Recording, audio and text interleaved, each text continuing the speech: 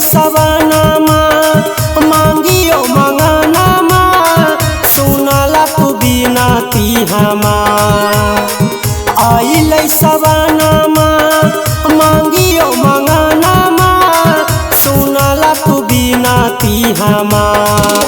अजी उमापति बुद्धि दिया हमारो पति के देवा घर अइबो बार बार। अजी उमापति बुद्धि दिया हमारो पति के देवा घर अइबो बार बार। आइले सवनमा मांगियो मंगनमा सुनला तू बिनती हमार। अजी उमापति बुद्धि दिया हमारो पति के देवा घर अइबो बार बार। अजी उमापति बुद्धि दिया हमारो पति के देवा घर अइबो बार बार। बोला बोला देवघर वाले बाबा की।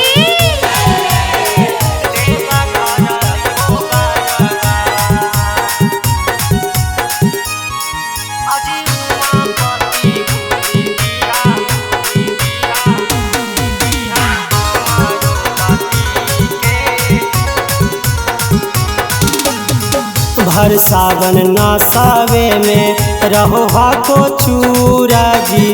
कैसन तू बर देला कैलियल की कसूर जी।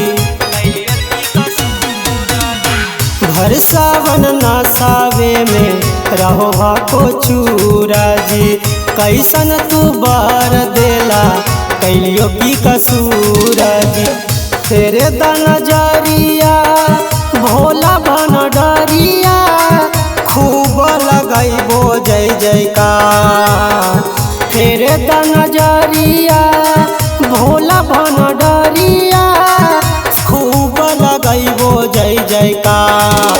अजी उमापति बुद्धि दिया हमारो पति के देवा घर अइबो बार बार। अजी उमापति बुद्धि दिया हमारो पति के देवा घर अइबो बार बार। बोलिए शंकर भगवान की।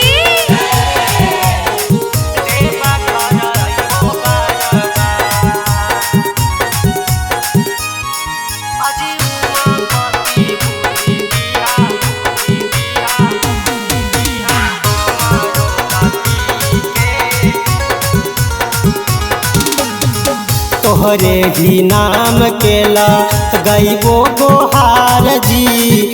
ते हो जी पियावा के जिंदगी सवार जी।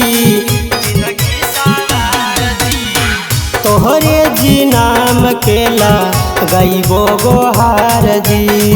देहो जी पियावा के जिंदगी सवार जी। सनतो ससारावन पर फेरी दा नजरिया सुनला तू बिनती हमार। कुंदन बेदारा दी पर देई दा धयानमा इहो हको अराजी हमार। अजी उमापति बुद्धि दिया हमारो पति के देवा घर अइबो बार बार। अजी उमापति बुद्धि दिया हमारो पति के देवा घर अइबो बार बार।